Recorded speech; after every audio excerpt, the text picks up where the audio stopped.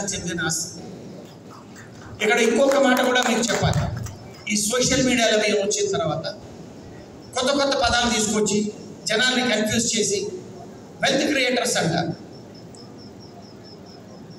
పెద్ద పెద్ద రాజకీయ నాయకులు మాట్లాడతారు వెల్త్ క్రియేటర్స్ మనం గౌరవించాలండి అని చెప్పి. ఎస్, గౌరవించాలి కాదు, but who is a wealth creator? పొద్దు నుంచి ఓడివరే కొట్టుకు 8 గంటలు షాప్ ఫ్లోర్లో పనిచేస్తున్న వ్యక్తి వెల్త్ క్రియేటరా? ఊరికే పైన కూర్చొని ఇన్వెస్ట్మెంట్ పెట్టేసి వచ్చిన ప్రాఫిట్ని తట్టుకునేవాడు వెల్త్ క్రియేటర్. ఇన్వెస్ట్మెంట్ తప్ప నేను అంటలేదు. ల్యాండ్, లేబర్, క్యాపిటల్, ఆర్గనైజేషన్ ఈ 4 కావాలి ఏ సంస్థ పనిచేయాలన్నా. బట్ ఎవరి ఇంపార్టెన్స్ వారికి ఉంది.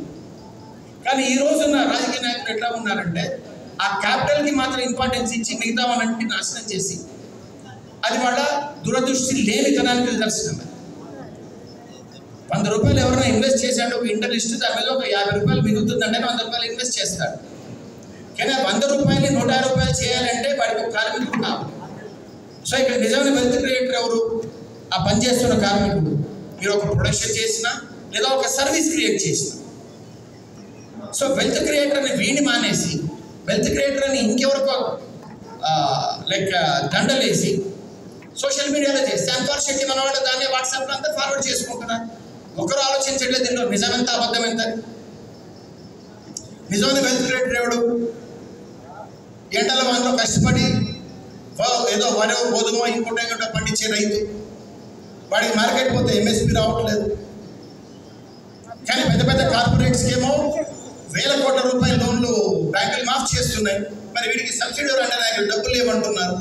ఇవన్నీ మనం ఆలోచించలేమా? ఎందుకు ఇవి జరుగుతున్నాయి? నేను మిమ్మల్ని ఇన్ఫ్లుయెన్స్ చేసే ప్రయత్నం చేయట్లేదు, ఆలోచించమని అడుగుతున్నాను. నా అభిప్రాయం మీ మీద రుద్దట్లేదు.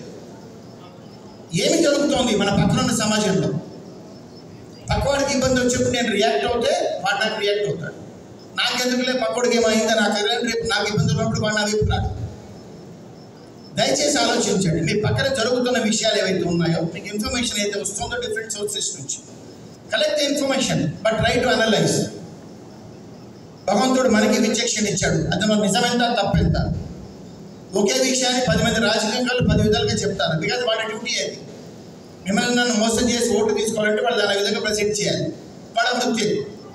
కానీ మనం ఏం చేయాలి? ఆ విచక్షణ కోల్పోకుండా దాంట్లో నిజమెంత అబద్ధమెంత అని ఆలోచించి నిర్ణయం తీసుకున్న రోజున రాజకీయ పరిస్థితులు ఇట్లా ఉండవు. మీరు ఎంతమంది ఆలోచించారు? నాకు ఎన్పిఎస్ పెట్టిన గవర్నమెంట్ మరి మిగతా వాళ్ళకి ఎన్పిఎస్ ఎందుకు తీసుకోవట్లేదు? నాకు ఎన్పిఎస్ వచ్చి నేను కొట్లాడుతాను, బాగానే ఉంది. బట్ గవర్నమెంట్ ఎందుకు ఎన్పిఎస్ తీసుకోవట్లేదు? ఎన్పిఎస్ అంత గొప్ప స్కీమ్ అవుతే ఎమ్మెల్యేలు ఎంపీలు కూడా ఎన్పిఎస్ స్కీమ్లోకి రావచ్చు కదా, వాళ్ళు రావట్లేదు. ఇన్కమ్ ట్యాక్స్ యాక్ట్ ప్రకారం మీకు వచ్చే ప్రతి ఎలవెన్స్ ట్యాక్సబుల్. బట్ గవర్నమెంట్ ఎంపీలు తీసుకునే ఎలవెన్స్ ఏది not taxable. Not single allowance is taxable. వాళ్ళ బేసిక్ శాలరీ మాత్రమే ట్యాక్సబుల్. మీరు నేను బ్యాంక్ వెళ్ళి ట్రాన్సాక్షన్ చేయాలంటే మీ ఆధార్ నెంబర్, పాన్ నెంబర్ కావాలి. 6,500 కోట్లు 12,000 కోట్లు డొనేషన్లు వస్తే దానికి లెక్కపత్రం లేదు, సీక్రెసీ పేరు చెప్పి. ఎందుకు చేయగలుగుతున్నారు?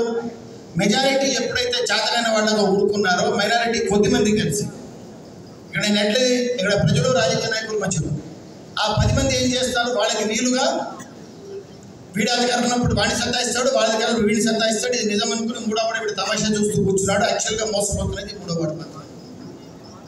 దయచేసి మీరు ఆలోచించుకోండి.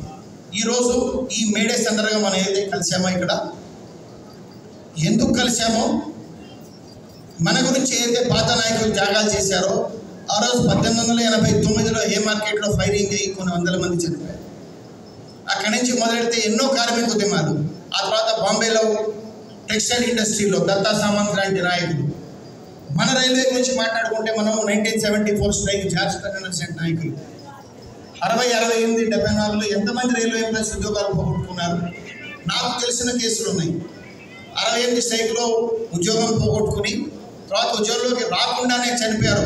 మన X workshop division secretary AGS comrade Veerraj గారు వాళ్ళ తండ్రి కామ్రేడ్ సీతారాం అని చెప్పి. నాకు తెలిసిన పేరు ఒకటే నేను చెప్తాను. ఇట్లా చాలామంది లీడర్లు ఉన్నారు. వాళ్ళు ఉద్యమంలో ఉద్యోగాలు పోగొట్టుకొని మళ్ళీ వెనక్కి రాకుండా చనిపోయారు. వాళ్ళకి పెన్షన్ లేదు, ఏమీ లేదు వాళ్ళ ఫ్యామిలీస్కి. వాళ్ళవన్నీ త్యాగాలు చేసి రైల్వేని ఇక్కడ ఏదైతే ఇచ్చారో ఇది మన ఆస్తి కాదు. మన మీద రైల్వేని మన ముందు తరాలకి మళ్ళా వీలుంటే ఇంప్రూవ్ చేసి లేకపోతే ఈ స్థాయిలో అప్పచెప్పే బాధ్యత మన మీద ఉంది. దయచేసి సందర్భంగా మిమ్మల్ని అందరికీ కోరేది ఏదో సింబాలిక్గా మేడే మనం సెలబ్రేట్ చేసాము మేడే వరకు మర్చిపోతాం దీనంటే నడవదు. ఈ మేడే మనం ఒక రిజల్యూషన్ తీసుకోవాలి. అట్లీస్ట్ రాబోయే మేడేకి మన జీవితంలో మనం ఏ మార్పులు కోరుకుంటున్నాము, దానికి ఈ రోజు నుంచే మనం ఏం చేయాలనే విషయాన్ని మనం ఇప్పటి నుంచే మొదలెట్టుకోవాలి. సో మన ఇమీడియట్ టార్గెట్ మనం సెట్ చేసుకుందాం.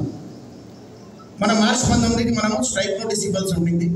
బట్ గవర్నమెంట్ మీడియా పిలిచి మీరు స్ట్రైక్కి వెళ్ళకండి, మేము ఓపీఎస్ తీస్తామని అయితే గ్యారెంటీ ఇవ్వలేము, కానీ ఎన్పిఎస్ని ఓపీఎస్లో ఏ బెనిఫిట్స్ అయితే వస్తున్నాయో ఆ స్థాయి వచ్చే విధంగా మేము ఎన్పిఎస్ని ట్వీక్ చేసి రిపోర్ట్ ఇచ్చే అవకాశం ఉంది. మేము ఆ రిపోర్ట్ ఇచ్చేవారు మీరు ఓపిక పట్టండి అని మన లీడర్లను రిక్వెస్ట్ చేసిన కారణంగా స్ట్రైక్ నోటీస్ మనం పోస్ట్పోన్ చేశాం. సపోజ్ రేపు ఆ రిపోర్ట్ బయటపడి మనకి సాటిస్ఫాక్టరీగా రిపోర్ట్ లేని పరిస్థితుల్లో మళ్ళీ మనం స్ట్రైక్కి పోవాల్సి ఉంటుంది. సో ఈరోజు అడుగుతాను, ఇక్కడ ఉన్న ఎన్పిఎస్ కార్మికులందరూ కూడా రేపు స్ట్రైక్కి రావడానికి సిద్ధమైన ఆ రిజల్యూషన్ మనం ఈరోజు తీసుకుందాం. ఊరికే మేడే సెలబ్రేట్ చేసుకొని వెళ్ళిపోతాం. నెక్స్ట్ మేడేకి మన జీవితంలో ఆ మినిమం నెక్స్ట్ మేడేకి మనకి ఎన్పిఎస్ పోయి ఓపీఎస్ రావాలి అనే రిజల్యూషన్ తీసుకొని మనం ఈరోజు ముందుకు పోదాం. మీ అందరూ సిద్ధమైన? ఎంతమంది ఎన్పిఎస్ కార్మికులు ఉన్నారు? ఎంతమంది స్ట్రైక్ కోసం సిద్ధంగా ఉన్నారు? రైట్ కామ్రేడ్స్, ఇదే స్పిరిట్ కొనసాగించండి. రేపు ఎలక్షన్లు అయిపోయిన తర్వాత ఆ రిపోర్ట్ ఏదో బయటపడుతుంది.